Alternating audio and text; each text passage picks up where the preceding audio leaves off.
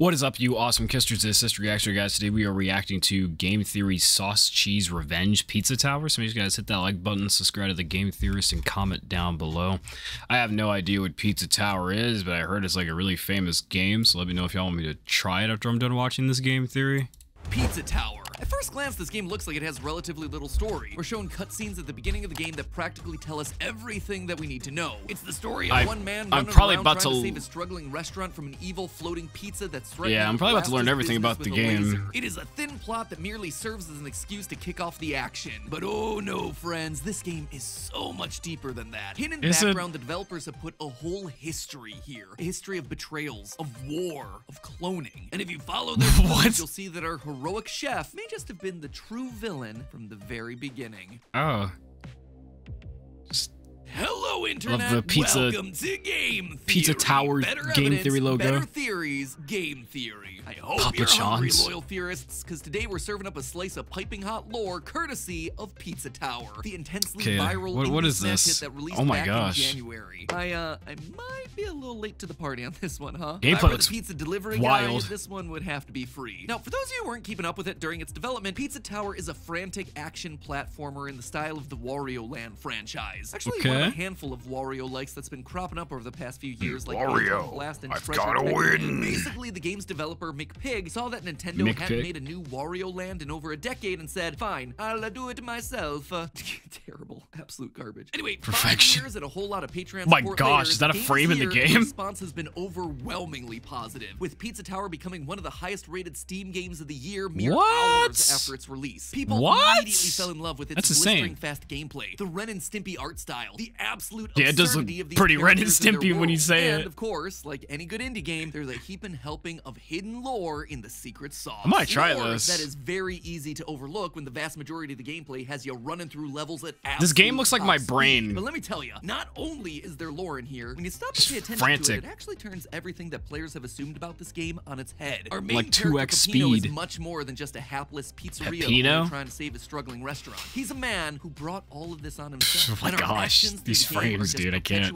Is he riding on somebody like a skateboard and rolling like Sonic? That's right, it is a classic game theory. The hero may just have been the villain all along. Are you all ready to get funky? He's breakdancing now. For those of you who haven't played Pizza Tower yet, here's the basic plot. While lamenting his bro, I really hope I'll be able to focus and lock in on what MatPat's saying in this video, because like I've never seen this game before, like actually like in games. Like when he shows stuff from it, I'm probably gonna like lose focus. Failed pizzeria, Peppino Spaghetti, yes, that is his real name, is visited by Peppino Spaghetti, a sentient floating pizza that's threatening to destroy Peppino's with a laser cannon. So to save his business, the naturally anxious Peppino goes on a rampage, running down anyone who gets in his way as he chases Pizza Face to the top of the titular Pizza Tower. He is running for climbs walls like Spider-Man on caffeine, and beats the ever-loving snot out of any sentient food stuff that just so happens to cross his path. Rest in peace there, Snotty. At the end of each stage, Peppino knocks down Pillar John, a living stone slab that Pizza Face cloned repeatedly and then placed in each level to keep the portals of the tower open permanently. Knocking him down triggers a countdown sequence a la Wario Land 4, or a final Metroid-style escape, where Peppino must get back to the beginning of the level as fast as possible before Pizza Face catches him. You know, as you climb through the tower, you go through dozens I'm starting to understand why he runs really fast. A city of pigs, a farm beset by aliens, a literal war zone, and an abandoned pizzeria haunted by ghastly animatronics. Oh, come on! Get out! I can't! I can't. Is there no rest? Is he serious? God.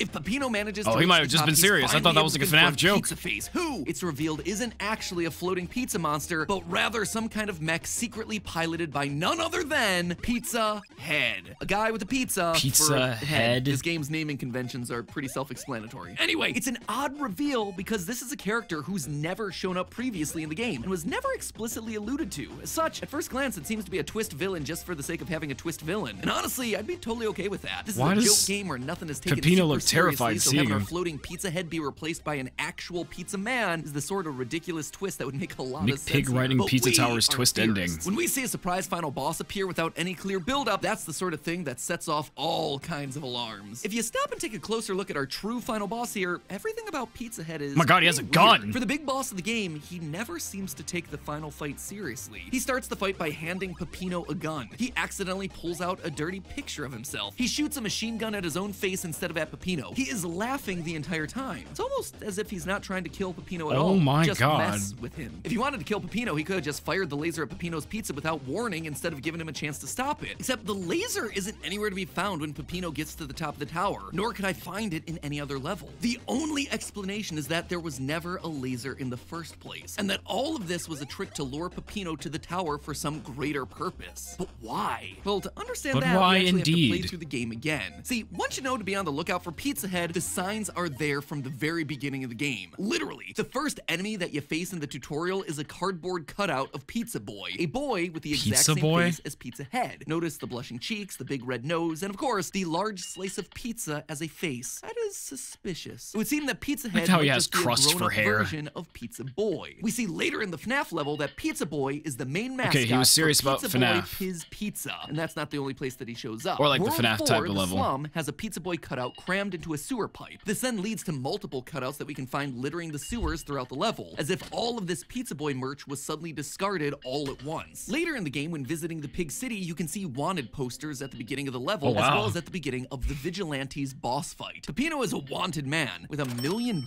bounty on his head. That's like John Wick levels of bounty hanging over him. What did he do? Yeah. Later in the Pig City level, Peppino gets arrested, and what do we find waiting for us in the cell? Lo and behold, another Pizza Boy cutout just What's going on with waiting these there, acting almost card- like a calling card. cardboard Is he the one cutouts? behind all of this? Could it be that he's the one putting up the wanted posters? And when Pig City eventually goes up in flames, graffiti of Pizza Boy's smiling face can be seen peeking out from between the buildings, like he's Lord. reveling in all this destruction. Finally, at the very end of the game, just as Peppino and friends are about Is this to theory reach the gonna be exit of Matt the Pat crumbling saying it's tower, a always horde been of and will Pizza Boy always be cutouts Pizza Boy? appear in a last-ditch effort to slow them down, both bookending the cutouts from the beginning of the tutorial, as well as signaling that Pizza Boy himself is the thing trying to keep Peppino from escaping. Pizza Boy is always there. He is always watching. He is always impeding Peppino's progress. He even reacts to how combo well you're doing times in the 3. game. When you first boot up the game, a Pizza Boy face is used to measure your current completion percentage. He begins happy when you're at 0%, but he starts getting sad when he sees that you've made some progress. Oh, Lord. Bit by bit, he gets angrier Lord. and angrier, quickly losing all resemblance to Lord. Pizza Boy and instead gaining the appearance of Pizza Head instead. If Pizza Boy were a distinct entity, it wouldn't make sense for him to be worked up by Peppino's success. But if he's really Pizza Head, then of course he's getting mad, because you're getting closer and closer to foiling his plot. Which then begs the question, what's the plot? All these clues seem to suggest that What Pizza is the Head was plot? once the mascot and potential owner of Pizza Boy Piz Pizza, but we still don't know Boy what beef Piz he has with Pizza? Peppino. If he's just going after some competing pizza chef, why target someone whose business is already in the tank? Well, Pizza Head himself doesn't have any dialogue in the game to fill us in on his motives. There is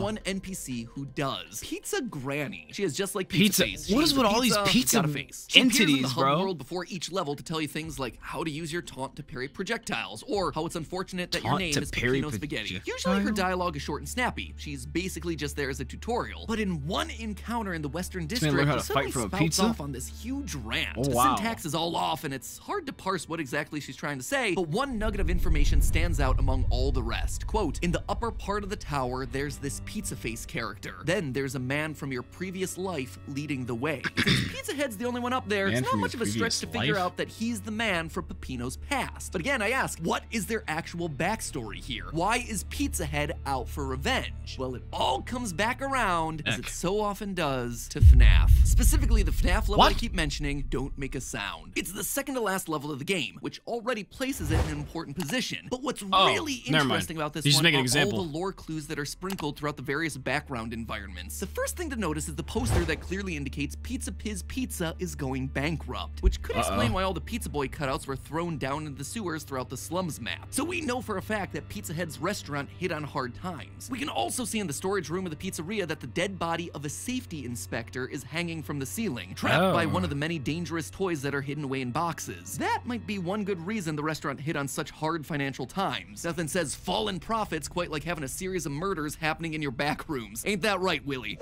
Oh, But it's the God. series of posters here that I really want to examine. The first one shows us that the game's third boss, the Noise, used to be The a mascot Noise? of Piz Pizza. Now, for a bit of context here, the Noise is a parody of Domino's mascot, the Noid, a character who's notorious for being one of the worst Seen that restaurant before. mascots in all of history. We actually recently did a food theory all about him and how he single-handedly caused a hostage situation at restaurants. So Fucking if you haven't what? seen that video or aren't familiar with the character, check that one out after you're done here. But based on the photos that we see around the Okay. level, the Noise was a key part of Piz Pizza's marketing strategy. And apparently, he wasn't the only one.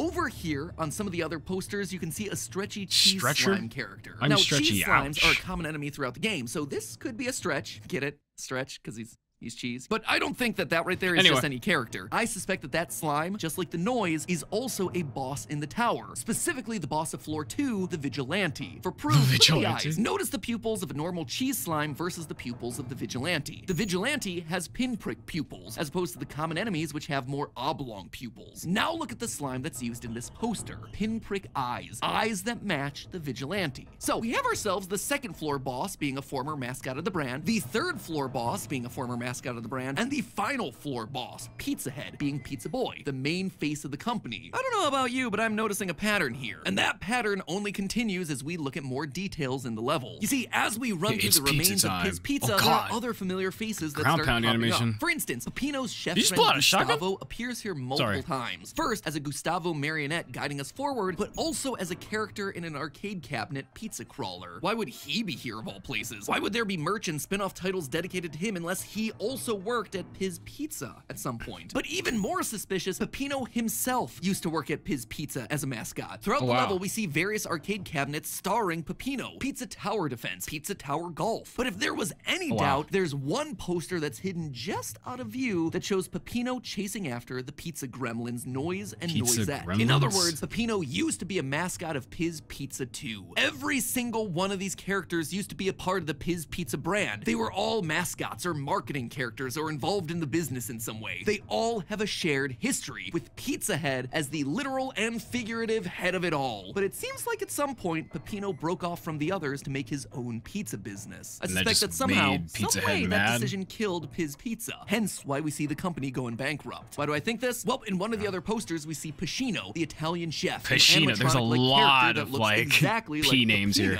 And not only does he look like Peppino, if you get jump scared by one of the monsters in this level, you'll respawn. You can actually get jump scared?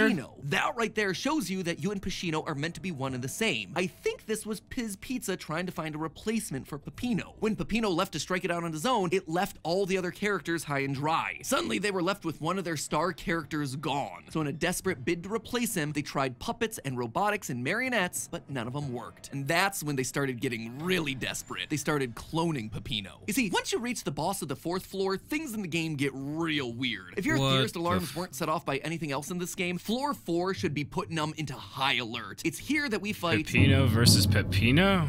Peppino himself. Yep, we are fighting ourselves, or more accurately, a twisted clone version of ourselves. He's taller, his eyes popping out, and oh yeah, there's also literally dozens of them all attacking at once. He'll even throw his head at us when things get desperate. But why is there a clone of our character running around? Well, we actually see the lab where these clones get made in the final level of the game, simply titled War. In this level, you literally fight your way across a war-torn landscape with fighter planes and bombs in the air. It is weird. So much so that it prompted the fans to come up with their very own game theories, mostly centering around the idea that Peppino is actually a war vet. Bro, sorry. I'm still stuck on the fact that, this dude had a rocket attached to his back and he was just flying.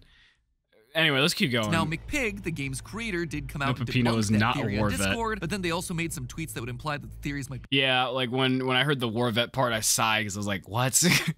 true, so it feels like that whole thing is up for debate. All that, though, is neither here nor there. What I want to focus on is the background of some of the screens in this level. In them, we see copies of Peppino floating around in stasis tubes. What's it mean? It means that he's being cloned. But why? Well, the clue is given to us back during that 4th floor boss fight. Look at the background. All this for a pizza place being open, bro. Pizza 2. And that's not all. At the end of the fight, there's an extended horror chase sequence. If you manage to survive, you emerge on the other side and are suddenly standing out front of an old defunct building named Bruno Pizza. They're rebranding failed abandoned pizzerias as Peppino's. It's Pizza Head trying to make his own Peppino franchise. They're creating Peppino clones to steal away his business. Not because it's particularly successful or anything like that, but as repayment for Peppino's betrayal when he first left the Piz Pizza family. So taking all of these clues together, here's the final storyline that I've pieced together based on the clues hidden in the game. Piz Pizza was a highly successful company that would regularly roll out new mascots for marketing purposes to build up hype. The Noise, Noisette, Gustavo, Cheese Slimes, but at the top of the heap there was Pizza Boy, the literal face of the company. The Pizza Tower is his family home, as evidenced by the portraits that hang in the game's opening hallway. But of them all, there was one mascot who would rise to challenge the popularity of Pizza Boy, Peppino, a chef character who would get taunted and trolled by the Noise Twins, a beleaguered everyman who made some pretty darn good pizza. When he was first introduced, his popularity took off, and Piz Pizza put him everywhere, including multiple spin-off arcade games. But eventually, Peppino wanted to move on, to strike it out on his own. He was popular enough, he could become his own solo act. This, to Pizza Head, a former child actor, was the ultimate betrayal. They were family.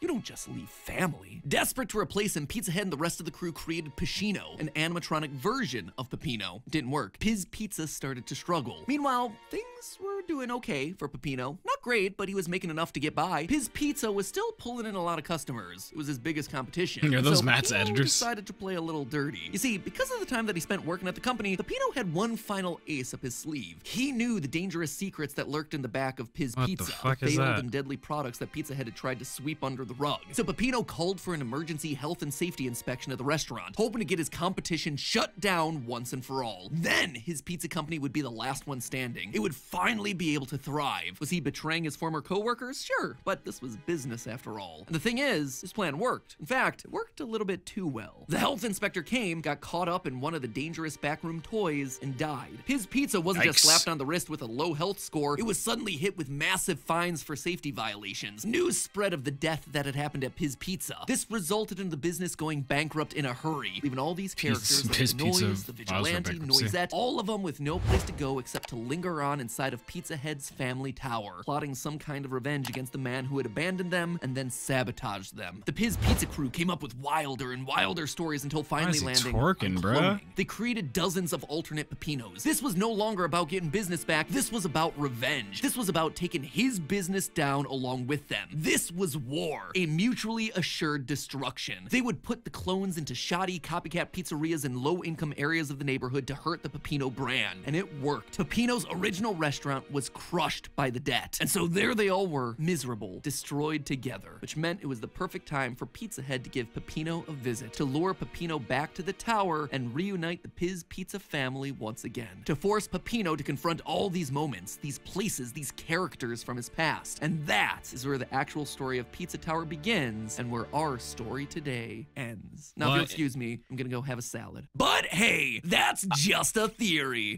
That is a crazy theory. Thanks for watching. That is a crazy theory to have just because one dude decided to go off on his own and open a pizza place, bro. Oh my god, that's like a crazy string that this man Matt created just off of that. Let me know if you guys want me to play I almost call it Peppino's Pizza. Let me know if you guys want me to play Pizza Time by hitting that like button, commenting down below if you want to see it. And I'll see you guys later. Peace out.